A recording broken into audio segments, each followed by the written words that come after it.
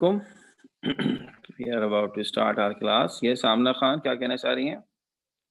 अस्सलाम वालेकुम sir. Sir हमें आपके लिए कुछ करना है तो आप प्लीज़ 2 मिनट के लिए स्क्रीन शेयरिंग ऑफ कर सकते हैं? आपने क्या करना है? सर एज़ अ होल हम पूरी क्लास में कुछ करना है, आप please 2 minute screen sharing of कर दें। बेटा मेरे पास ऐसी चीज़ों के लिए टाइम नहीं होता है। I am so sorry. फिर कभी ये कर लीजिएगा। ओके हम आज शुरू कर रहे हैं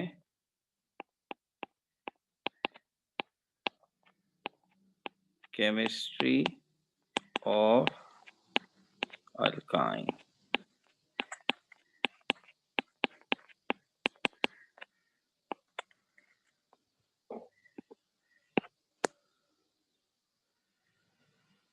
अच्छा भाई, अब हिसाब किताब ये है कि हमने अल्केन पढ़ा, अल्कीन पढ़ा, और पढ़ते के दौरान मेरे ख्याल में जितनी स्लो पेस हो सकती थी मैंने रखी है, ताकि एक-एक चीज़ को अच्छी तरह से समझा सकूँ। और अभी जितने मैंने टेस्ट चेक किए हैं उसमें तो अब हो सकता है इत्तेफ़ाक से अच्छे वाले बच्चे आ गए हों, लेकिन वो बहुत खुशी हुई देखकर भी। तो क्योंकि बहुत डर लगा रहता है ये टॉपिक, सबसे ज़्यादा ख़राब टॉपिक है पूरे सिलेबस का, जिसमें बच्चों को बहुत ज़्यादा परेशानी रहती है। इसलिए मेरा दिल है कि अब एक तो पढ़ा भी इस तरह ऑनलाइन रहे ना, तो जितना मुनासिब और बेहतर तरीका हो सके करें, बाकी अल्लाह मालिक है। तो अब अल्काइन्स में एक फ़ायदे की बात ये है, मैंने लास्ट टाइम भी कहा था, ऐसा लगेगा कि हम दोबारा अल्कीन पढ़ रहे हैं। जो कुछ हमने अल्कीन में किया था वही समझिए रिपीट होगा, बस फ़र्क ये होगा कि वहाँ एक पाई बॉन्ड था, यानी डबल बॉन्ड जब होता है तो इसमें एक सिग्मा होता है, एक पाई होता है, और अब यहाँ पर ट्रिपल बॉन्ड है तो एक सिग्मा है, 2 पाई हैं। तो हर चीज़ डबल हो रही होगी बस। तो देखते हैं, अभी अंदाज़ा हो जाएगा हमें। सबसे पहले हम देखेंगे इसके methods of preparation.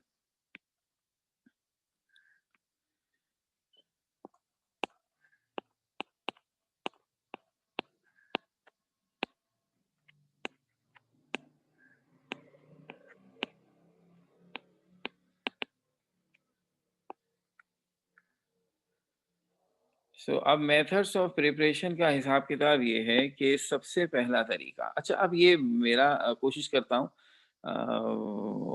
Physical class होती तो तरीका यही था, लेकिन अब कोशिश ही की जा सकती है कि बात बन जाए। असल में जो तरीका हमने अल्कीन बनाने के लिए इस्तेमाल किया था वही तरीके अल्काइन बनाने के लिए इस्तेमाल होंगे, मगर एक अपग्रेडिंग के साथ। और ये इसलिए बताना बड़ा ज़रूरी है कि इसका हमारे इम्तिहान में आने वाले क्वेश्चन से बड़ा गहरा ताल्लुक है। अभी देखिए, आपको याद आएगा कि हमने जो 2 तरीके जो अल्कीन बनाने के लिए इस्तेमाल हुए थे और यहाँ भी होंगे, मैं उनकी बात कर रहा हूँ। वो 2 तरीके कौन-से हैं? उनमें से एक है, ये फ्लैशबैक में जा रहे हैं हम, तो लाल रंग से जाते हैं फ्लैशबैक में। तो हमने तरीका पढ़ा था dehydro halogenation of alkyl halides. अब गौर से सुनिएगा बात को। तो अब डिहाइड्रो हैलोजिनेशन जो है अल्काइल हैलाइड्स की हमने यूं की थी कि 2 कार्बन वाला अल्काइल हैलाइड लेंगे, जिसमें से एक कार्बन पर हैलोजन और एक पर लाजमी एक हाइड्रोजन होना चाहिए, क्योंकि प्रोसेस है dehydro, hydro for hydrogen and halogenation में हेलो फॉर हैलोजन। तो इसको एलिमिनेट करने, यानी जब आपका पर्पस ये हो कि आप हैलोजन और हाइड्रोजन दोनों को एलिमिनेट करेंगे, तो आप यूज करते हैं स्ट्रॉन्ग बेस विच में बी पोटेशियम हाइड्रोक्साइड और सोडियम हाइड्रोक्साइड। ये बात तो हमें याद है। तो के हैलोजन लेके जाएगा, OH H लेके जाएगा, और चूंकि एक हैलोजन एक हाइड्रोजन रिमूव होंगे S potassium highlight and water, तो पीछे एक पाई बॉन्ड आ जाएगा, अल्कीन बन गया था। अब क्या चाहते हैं आप बनाना? अल्काइन, यानी कि एक एक्स्ट्रा पाई बॉन्ड और होना चाहिए। तो अगर एक हैलोजन और एक हाइड्रोजन को हटाने से एक पाई बॉन्ड आता है, तो 2 पाई बॉन्ड कैसे आएँगे? 2 हैलोजन और 2 हाइड्रोजन को हटाने से।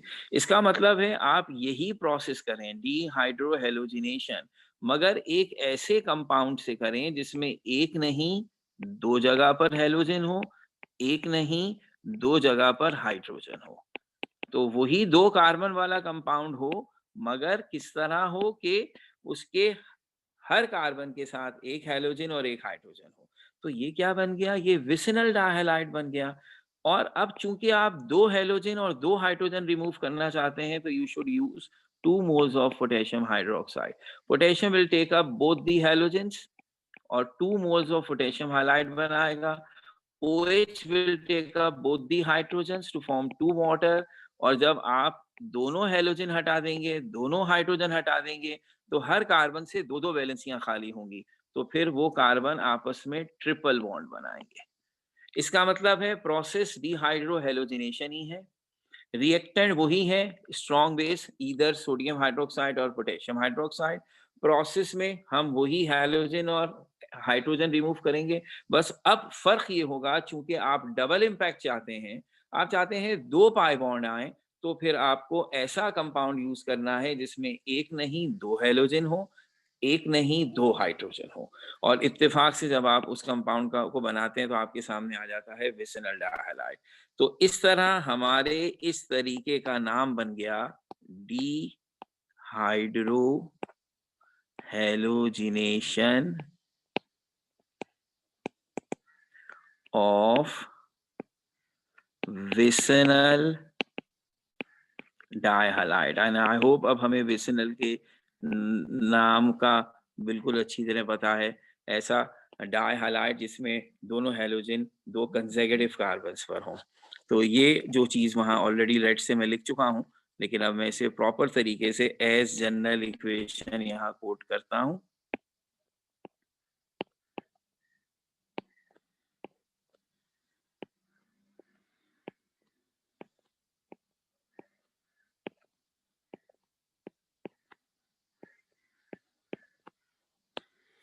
तो ये हो गया विसिनल डायहैलाइड।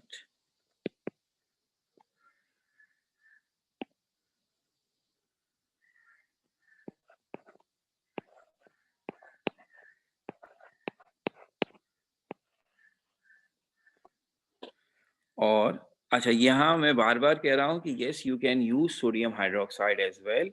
लेकिन चूँकि बुक ने पोटेशियम हाइड्रोक्साइड कंटीन्यूअसली यूज़ किया है, तो हम वो यूज्ड टू होने की वजह से उसी को यूज़ कर रहे हैं। लेकिन एब्सोल्युटली देयर इज़ नो कहना चाहिए कि हेजिटेशन कि हम इधर सोडियम हाइड्रोक्साइड लिख दें, कोई फ़र्क नहीं पड़ता। अलबत्ता ये ज़रूर मेंशन करना है कि this is alcoholic. Sodium hydroxide होगा तो भी अल्कोहल में डिसॉल्व होगा, और पोटेशियम हाइड्रोक्साइड है तो भी अल्कोहल में, तो इसका नाम अल्कोहलिक पोटाश हो जाता है। और मैंने कहा था अगर सोडियम हाइड्रोक्साइड लेंगे तो अल्कोहलिक सोडा कहलाएगा। 2 moles of potassium halide, 2 moles of water, and we will get the alkyne. ऐसे ही डायरेक्ट लिख देता, ये सब फ्लैशबैक करने की क्या जरूरत थी? मैंने कहा उसकी वजह बताऊंगा आपको, बड़ी जबरदस्त वजह है, सुन के तबीयत खुश हो जाएगी। तो इसलिए, वरना तो मैं डायरेक्ट लिख देता, लेकिन मैं चाहता हूं आप इस रिएक्शन को अल्कीन के रिएक्शन की प्रिपरेशन से कनेक्ट करें।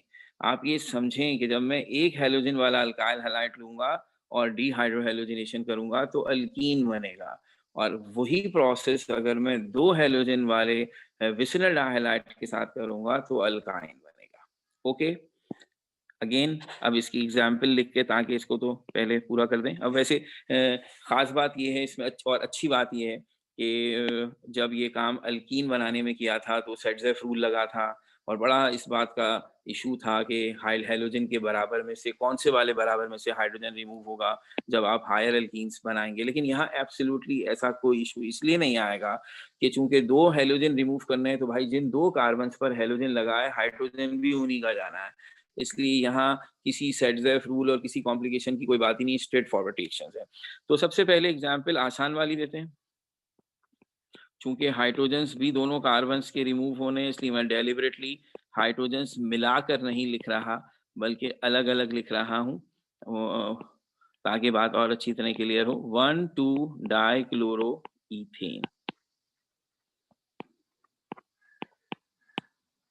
अगर 2 moles of potassium hydroxide dissolve in alcohol से मिलता है, तो 2 मोल्स ऑफ पोटेशियम क्लोराइड और 2 मोल्स ऑफ वाटर बनते हैं, और साथ में बन जाता है ethyne, the first member of alkynes homologous series.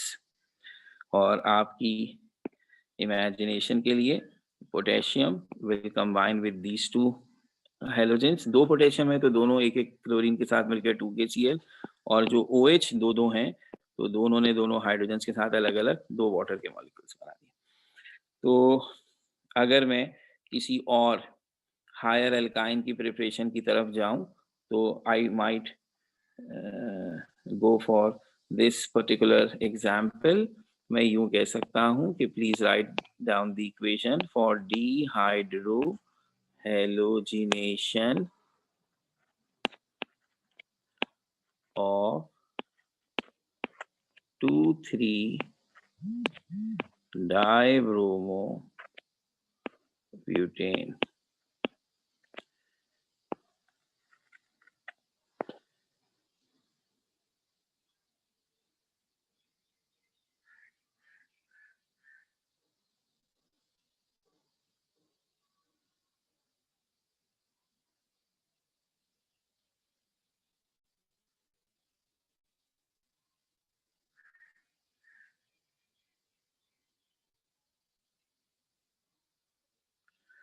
तो अब मेरा नहीं ख्याल हिम्मत है हम में, फिर भी आपके साथ साथ 2,3-डाइब्रोमो, तो चूंकि जिन कार्बन्स पर हेलोजन लगा है उन्हीं के हाइड्रोजन ने भी रिमूव होना है डिहाइड्रो के हिसाब से, इसलिए वो हाइड्रोजन मैंने अलग अलग दिखाए ऊपर करके ताकि सिंपली हर चीज नजर आए। वही पोटेशियम हाइड्रोक्साइड भी है। ऐसा करता हूँ क्योंकि बार बार मैं खुद कह भी रहा हूँ कि yes I can use sodium hydroxide और यूज भी नहीं कर रहा, तो व्हाई नॉट, ताकि कम से कम किसी के दिल में ये झिझक ना रहे कि सर ने तो एक दफा भी नहीं यूज किया। Absolutely there is no harm. तो अल्कोहलिक सोडा यूज किया जानबूझ के ताकि आपको भी ये हो कि हम सोडियम हाइड्रोक्साइड बिल्कुल यूज कर सकते हैं। बनेगा 2 sodium bromide 2 water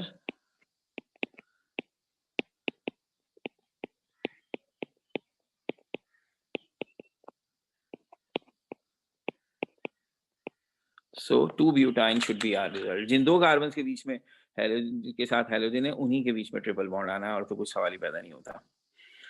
okay okay, दूसरा तरीका देखते हैं। दूसरे तरीके का नाम है डी हेलोजिनेशन। जरा नाम के फर्क पे गौर कीजिएगा। अब सिर्फ डी हेलोजिनेशन है, यानी सिर्फ हेलोजन। अरे मतलब आपको याद आएगा फ्लैशबैक कि यही तरीका तो अल्कीन में भी था। अल्कीन में ये तरीका था डी हेलोजिनेशन ऑफ विसिनल डायहालाइड, यानी यूज विसिनल डायहालाइड ही कर रहे हैं लेकिन सिर्फ हेलोजन रिमूव करेंगे, हाइड्रोजन नहीं। तो क्या होगा अगर सिर्फ हेलोजन रिमूव करूं? सिर्फ हेलोजन रिमूव करूंगा, 2 हेलोजन एक एक कार्बन से एक एक, तो अल्कीन बनेगा। तो ये रखी थी बात कि अगर आपके पास विसिनल डायहालाइड है और आप नहीं हाइड्रोजन की परवाह कर रहे क्योंकि आप तो सिर्फ हेलोजन रिमूव कर रहे हैं, डीहेलोजिनेशन। तो रिएजेंट कौन होता है? जब मकसद सिर्फ हेलोजन रिमूव करना होता है और हाइड्रोजन को नहीं छेड़ रहे हम, तो फिर रिएजेंट होता है कोई एक्टिव मेटल, और उसमें जिंक ही सबसे सूटेबल है। हो सकता है और भी कोई मेटल ऐसे रिजल्ट दे क्योंकि active metal is the condition, लेकिन नॉर्मली मैंने अच्छी खासी बुक्स में देखा है हमने जिंक के अलावा किसी और को यूज नहीं किया हुआ, इसलिए हम भी किसी और ऑप्शन पे नहीं जाएंगे। और जिंक में भी हम उसकी पाउडर फॉर्म यूज करते हैं विच इज जिंक डस्ट। तो जिंक दोनों हेलोजेंस के साथ मिलकर बनाता है जिंक हैलाइड, और चूंकि सिर्फ हेलोजन जा रहा है दोनों कार्बन से एक एक, अल्कीन बन गया। अब मैं कहता हूं इसी तरीके से मैं अल्काइन बनाऊं, तो अब आपकी अकल कहेगी कि सर 2 हेलोजेंस लिए और उन्हें रिमूव किया तो अल्कीन बना। अब चाहते हैं अल्काइन बने यानी ट्रिपल बॉन्ड आए, तो 2 और हेलोजेंस ले लीजिए। यानी अब आप एक ऐसा कंपाउंड यूज कीजिए जिसके 2 कार्बन के साथ टोटल 4 हेलोजेंस लगे हों, हर कार्बन पर 2। तो जब चारों हेलोजेंस रिमूव होंगे, क्योंकि डीहेलोजिनेशन इज द प्रोसेस, तो अब इसके लिए जिंक के भी 2 मोल्स यूज होंगे क्योंकि एक जिंक 4 हेलोजन के साथ तो नहीं मिल सकता। तो 2 जिंक लेंगे ताकि 2 जिंक मिलकर 2-2 हेलोजन अपने साथ मिलाएंगे, टोटल 4 हो जाएंगे। और जब ये चारों हेलोजन ऊपर भी और नीचे भी रिमूव होंगे तो खुद ब खुद ट्रिपल बॉन्ड आ जाएगा। तो इसका मतलब क्या हुआ कि जो तरीका अल्कीन में बनाया था आपने उसी को डबल कर दिया। एक हैलोजन वाला अल्काइल हैलाइड था, तो हैलोजन और हाइड्रोजन दोनों रिमूव किए, अल्कीन बना। Process dehydrohalogenation, reagent strong base. उसे डबल करने का मतलब था 2 हैलोजन 2 हाइड्रोजन कर दें, तो अल्काइन बन गया।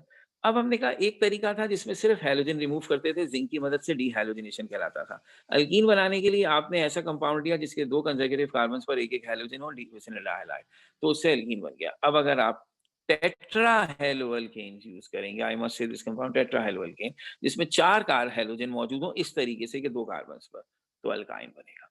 प्रोसेस वही डीहाइड्रोजनेशन कहलाएगा। तो अब डीहाइड्रोजनेशन विसिनल डाइहैलाइड की होती तो अल्कीन बनता, डीहाइड्रोजनेशन टेट्राहेलोअल्केन्स की है तो अल्काइन बनेगा।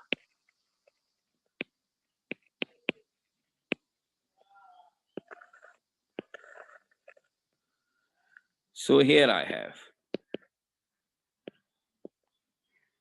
ऐसे इसकी जनरल इक्वेशन लिखूंगा कि I must have a compound with 4 halogens, which is now tetrahaloalkanes।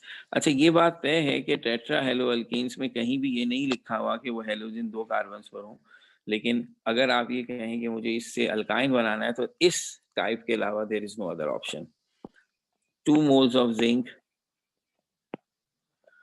तो 2 moles of zinc halide बनेगा and I will have this alkyne। तो अब अगर मैं इसकी एग्जाम्पल बनाता हूं तो इथाइन बनाने के लिए I must use this compound। Halogen वैसे मेरी चॉइस का कोई भी हो सकता है, I just pick the first halo, chlorine को मैंने पिक कर लिया और इस कंपाउंड का नाम होगा UbC 1122 टेट्रा क्लोरो इथेन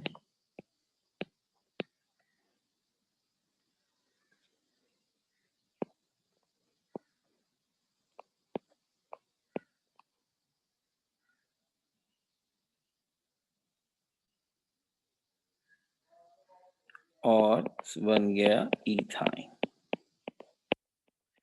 इसमें भी आसानी की बात सिर्फ यही है कि चाहे हम कोई भी अल्काइन बनाएं, ये इशू नहीं आएगा कि क्या कोई रूल की जरूरत नहीं पड़ेगी। ऑब्वियसली जिन 2 कार्बन्स के ऊपर ये हैलोजेंस का जुम्मा बदल लगा हुआ होगा, ऊपर नीचे हैलोजन, उन्होंने ट्रिपल बॉन्ड बनाना है। अब मैं आता हूँ उस वजह की तरफ कि मैं क्यों हर तरीके से पहले आपको अल्कीन के तरीके का हवाला दे रहा था। तभी खुश हो जाएगी। वो बात ये है कि अगर हमें से किसी के पास किताब है, 30 साल से इस किताब को हम पढ़ा रहे हैं ना, अब भी किताब खोलकर देखें, आपको अल्काइंस बनाने का सिर्फ एक तरीका मिलेगा, जो पहला वाला था, डीहाइड्रोहैलोजिनेशन। ये जो दूसरा तरीका मैंने यहाँ लिखा है, ये बुक में कहीं भी नहीं है, ये इम्तिहान में आया है, ये इम्तिहान में कई दफा आया है। पहली दफा आकर इसने सन्नाटा फैला दिया था, लेकिन उसके बाद जाहिर सी बात है हमें पता लग गया। तो हर वो चीज़ जो पहली दफा ऐसी हैरत अंगेज हुई है, उन्होंने हालत खराब की है। बहरहाल उसके बाद तो हम इसीलिए पास्ट ईयर पेपर्स को रेफरेंस देते हैं। तो जब पहली दफा पूछा या अभी तक पूछ रहे हैं और बगैर किताब में क्यों नहीं डाल रहे, तो उसका मकसद, उनके पीछे उसका जो सोच है ना, वो यही है जो मैंने की है कि जब बच्चे ने अल्कीन पढ़ लिया है और अगर समझ के पढ़ा है तो फिर उसे ये अकल नहीं। उन्होंने क्वेश्चन यूं बनाया था कि how can you prepare alkyne from dehalogenation. आप डीहैलोजिनेशन करके कैसे अल्काइन बनाएंगे, तो उसमें अकल होनी चाहिए कि यार डीहैलोजिनेशन 2 हैलोजन वाले विसिनल डाइहैलाइड की करता हूं तो अल्कीन मिलता है, अल्काइन बनाना है तो डबल कर दो ना उसको। तो ये है वैसे ज्यादती की बात, क्योंकि इंटर के बच्चों से अब इतना नहीं करना चाहिए एक्सपेक्ट। जो चीज एक दफा आपने पढ़ी हो वो पूछे ज्यादा बेहतर है। लेकिन बहरहाल उनका मौक़िफ़ ये तो और अभी तक है, उसके बाद भी उन्होंने किताब में नहीं डाला। तो अभी भी आप बुक खोल कर देखें, पहला तरीका है, दूसरा नहीं है। तो इसका मतलब आपके दिल में फौरन क्या है, सर अगर ऐसा कोई और भी है तो बता दें। अभी नहीं है भाई, इसमें टेंशन मत लो, और किसी में होगा तो मैं जरूर गाइड करूंगा। इसमें बस यही है, आप बिल्कुल फिक्र मत कीजिए। अब पूरे हो गए, और इसीलिए मैंने कोशिश की कि आप इसी थीम के तहत इसे पढ़ें कि अल्कीन में जैसे आपको पढ़ाया गया था उसी तरीके को आपने अपग्रेड किया है फॉर अल्काइंस। तो इसका मतलब आसान बात क्या हो गई कि अब सुन लेने के बाद एक दफा टेक्निकली स्पीकिंग जब बच्चा अल्कीन के तरीके याद करेगा तो उसको उसी वक्त ख्याल आ जाएगा, अच्छा अब यूँ कर दूँ तो ये अल्काइन बन गया, किस्सा ख़त्म। अल्काइन के लिए कोई स्पेशल अलग तरीका नहीं है। 2 ही मेथड्स है जिनसे सारे अल्काइन्स बन सकते हैं, वो दोनों यहाँ हो गए। अलबत्ता, ये अलबत्ता बड़ा तंग करती है सारे काम करने के बाद। अलबत्ता एक तीसरा तरीका हम आपको बताने जा रहे हैं, वो तरीका बुनियादी तौर पर सिर्फ़ ईथाइन की प्रिपरेशन का। It is an inorganic method for the preparation of ethyne. So इस तरीके की जनरल इक्वेशन नहीं है, ये तरीका सारी अल्काइन होमोलोगस सीरीज़ पर अप्लाई नहीं होता। It is a specific and special method for the preparation of first member of alkyne which is ethyne. तो इसलिए मैं इस तरीके को अलग से थोड़ी-सी अहमियत देकर यहाँ डिस्कस करना चाह रहा हूँ कि इसका बाकी सबसे कोई लेना-देना नहीं है, ठीक है?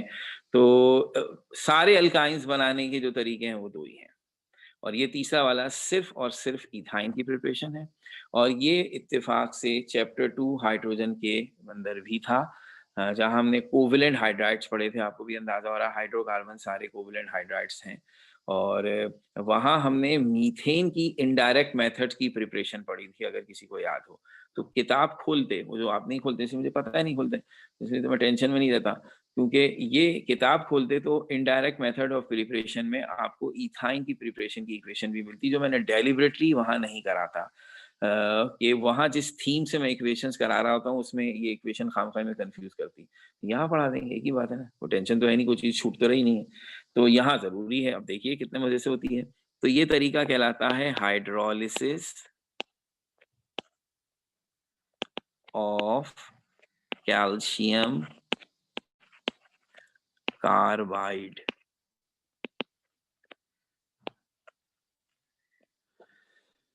और ख़ास तौर पे लिख दें प्रिपरेशन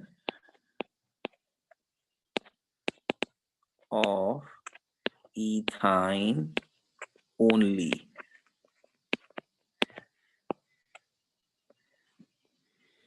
कैल्शियम कार्बाइड किसको कहते हैं? कैल्शियम कार्बाइड इसको कहते हैं CaCO2, this is calcium carbide. अब इस कैल्शियम कार्बाइड का रिएक्शन हमने कराया पानी के साथ, तो कैल्शियम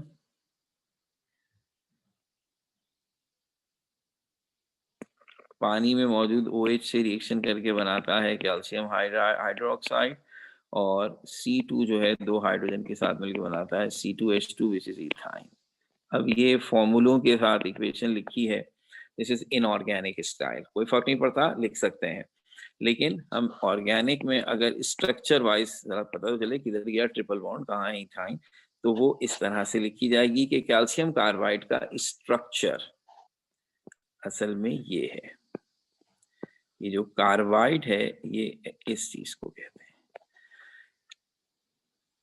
यानी अगर मैं बताऊं तो 2 कार्बन्स के बीच में ट्रिपल बॉन्ड और दोनों की जो एक-एक वैलेंसी खाली है वो एनाइन की सूरत में, तो ये कार्बाइड आइन कहलाता है। इसमें 2 कार्बन्स के बीच में ट्रिपल बॉन्ड, दोनों कार्बन की एक-एक वैलेंसी खाली है, इसलिए दोनों का -1 चार्ज आया हुआ है।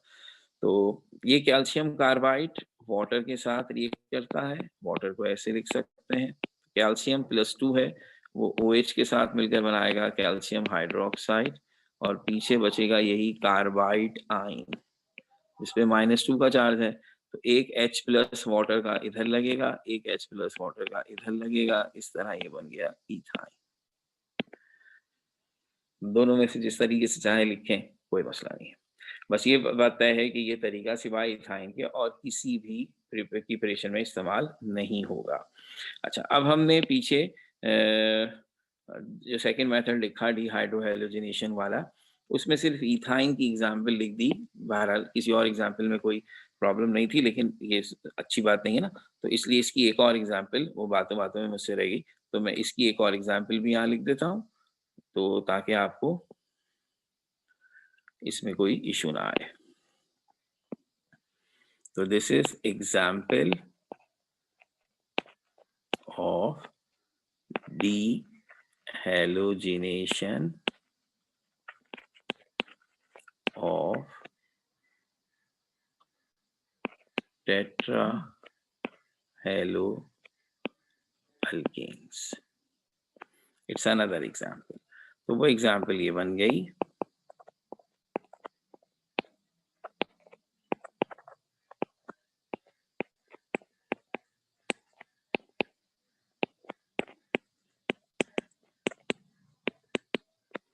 तो ये है 2 2 3 3 टेट्रा ब्रोमो पेंटेन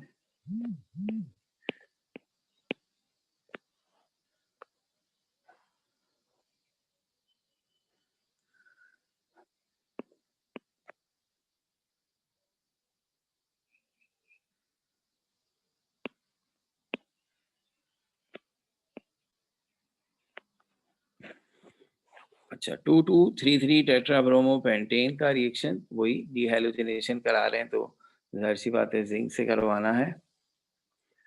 तो अब जिंक से अगर करवाना है तो 2 जिंक ब्रोमाइड और बुनियादी तौर पर जिन दो कार्बन्स के साथ ब्रोमीन लगा है उन्हीं के बीच में ट्रिपल बॉन्ड आएगा और ये बन गया 2 पेंटाइन। तो जनाब ये हो गई पूरी स्टोरी। अल्काइंस के मेथड्स ऑफ प्रिपरेशन में सारे मेथड ऑफ प्रिपरेशन हो गए। अब सिर्फ रह गया है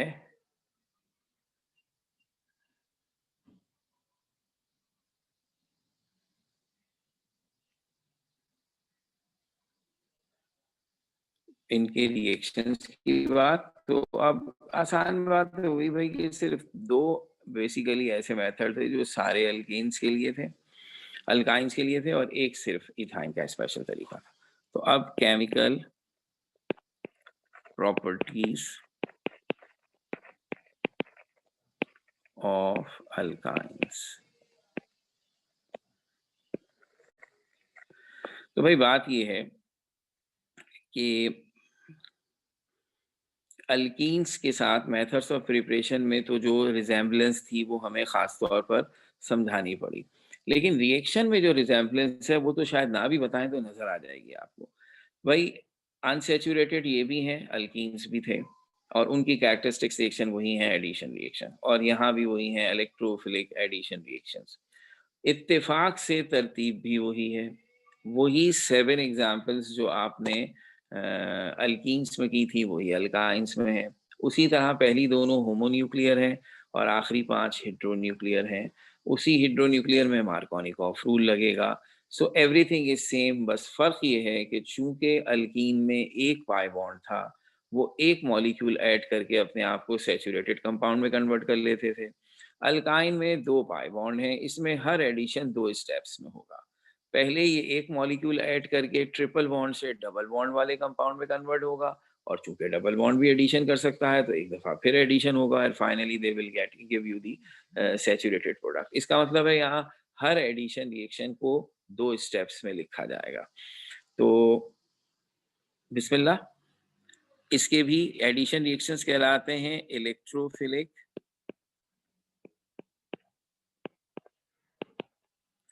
एडिशन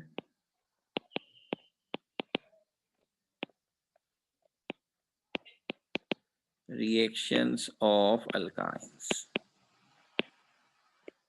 सेम डेफिनेशन होगी कि जिन एडिशन रिएक्शंस में इलेक्ट्रोफाइल पाई बॉन्ड पर हमला करके सैचुरेटेड प्रोडक्ट बनाए, लेकिन हम यहाँ पर अब दोबारा डेफिनेशन लिखने की जरूरत नहीं है। नंबर ए कैटेगरी है एडिशन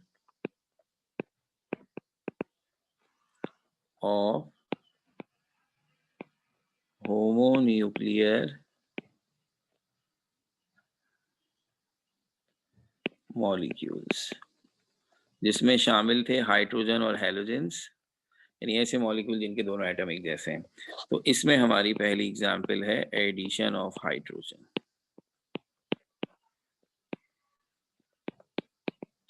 इस प्रोसेस को हम रिडक्शन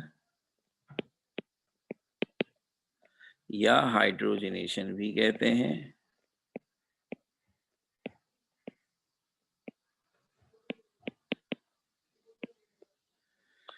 और ये हम पढ़ चुके हैं। सबसे बड़ी बात, ये मेरे ख्याल में तीसरी दफा रिपीट होगा, क्योंकि अल्केन्स की प्रिपरेशन में भी था, फिर अल्कीन्स की प्रिपरेशन में भी था, फिर अल्कीन्स के रिएक्शंस में भी था, और पूरी सीक्वेंस हो गई थी ये कि जब हम अल्काइन में हाइड्रोजन ऐड करेंगे 1 मोल तो वो अल्कीन बनेगा, ये बात हमने अल्कीन की प्रिपरेशन में पढ़ी। फिर जब हम फर्दर एक हाइड्रोजन और ऐड कर देंगे तो वो अल्कीन अल्केन बन जाएगा। तो जो पूरी थीम है, जो पूरी एक तरह से सीक्वेंस है, अगर मैं इसे शॉर्ट फॉर्म में लिखूं, जनरल इक्वेशन तो छोड़ें आप, तो वो यूं है कि अल्काइन को हाइड्रोजन दिया निकेल की मौजूदगी में, उसने बनाया अल्कीन। फिर अगर फर्दर हाइड्रोजन दिया अल्कीन, इसी निकेल की मौजूदगी में उसने बनाया अल्कीन। तो ये पूरी सीरीज पढ़ी हुई है, फिर हो जाएगी। मैंने आपसे कहा था कमिटमेंट ये है कि yes there are many reactions जो हमारी इस ऑर्गेनिक में रिपीट होंगे, और बाज़ औक़ात तो कोई रिएक्शन एक से ज़्यादा, दो नहीं, दो से भी ज़्यादा दफ़ा रिपीट होगा। तो अगर हम उस रिपीट को पी जाएँ तो फिर वो मकसद ही फ़ौत हो गया ना। वो रिपीट इसलिए है कि हम भी उसे दूसरी दफ़ा उसी तरह पढ़ाएँ ताकि बच्चे एक ही बात 2 दफ़ा सुने तो 2 फ़ायदे हुए। एक तो उन्हें अंदाज़ा हो जाएगा इस रिएक्शन की अहमियत है, ये 2 दफ़ा क्यों पढ़ा रहे हैं, और दूसरा इस बहाने ज़हन में रह जाएगा भाई, ये इसी तरह याद होंगे। तो इसलिए आइए पूरे शपशपे से पढ़ते हैं।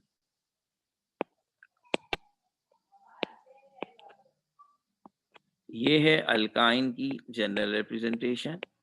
हाइड्रोजन ऐड करेंगे 1 मोल। ये जब हमने अल्कीन की प्रिपरेशन की थी तो हमने आपको खास तौर पर कहा था ये सिलेक्टिव रिडक्शन है। हम इस बात की पूरी कोशिश करते हैं कि हाइड्रोजन सिर्फ एक पाई बॉन्ड तोड़ सके। इसके लिए हमें एक तो ये करना होगा कि 1 मोल अल्काइन के लिए 1 मोल हाइड्रोजन यूज करना होगा, और दूसरा टेम्परेचर।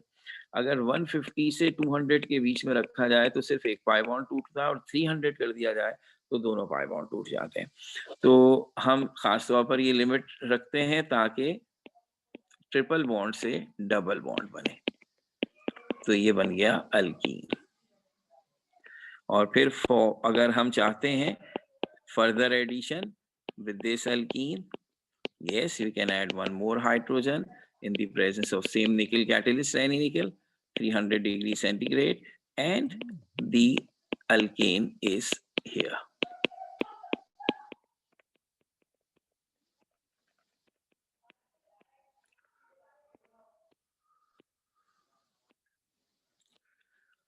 और एग्जाम्पल बनाएंगे तो हमारे पास है ethyne.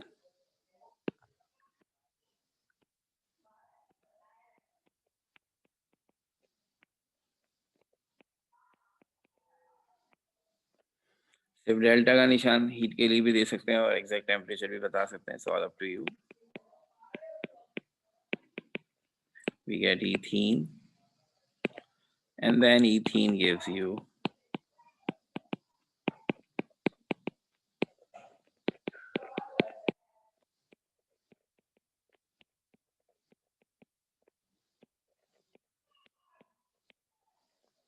Ethane.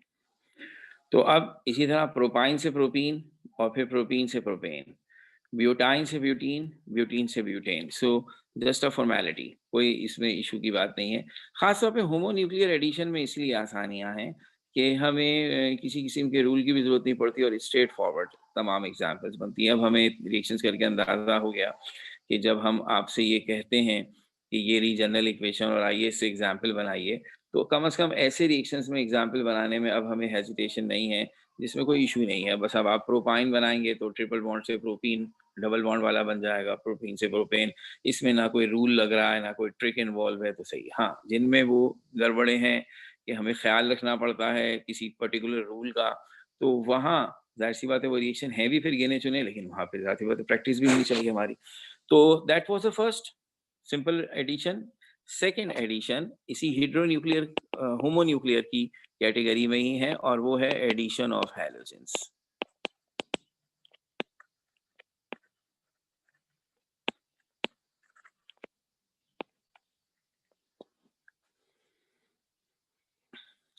General equation,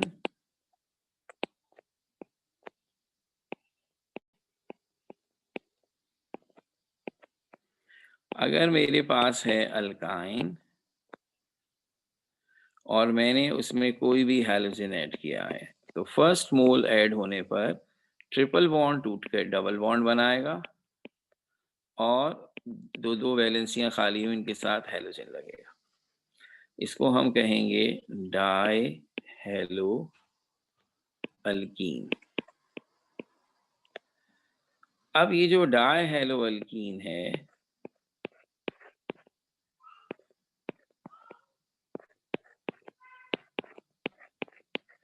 it will further add halogen and it can form this compound. Single bond वाला है और आपको भी नजर आ रहा है चार halogens, call it tetra halo alkanes. First edition के लिए हम आपसे कह रहे हैं कि सारे हेलोजन इसमें आप ले सकते हैं,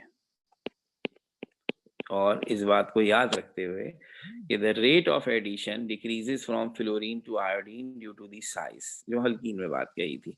आयोडीन का मॉलिक्यूल एटम बड़े साइज का होता है, इसलिए उसके लिए अपने आप को दो कंसेक्यूटिव कार्बन्स के साथ एडजस्ट करते वक्त थोड़ी सी परेशानी होगी, लेकिन बहरहाल हो जाएगा। और हमने ये भी कहा था उसमें होता ही कि एक नीचे हो जाएगा एक ऊपर हो जाएगा। लेकिन अब जब चार की बात आ रही है तो this second edition is not possible for iodine. It is only possible for fluorine, chlorine, and bromine. Addition of second mole of halogen to form tetrahaloalkanes is not possible for iodine.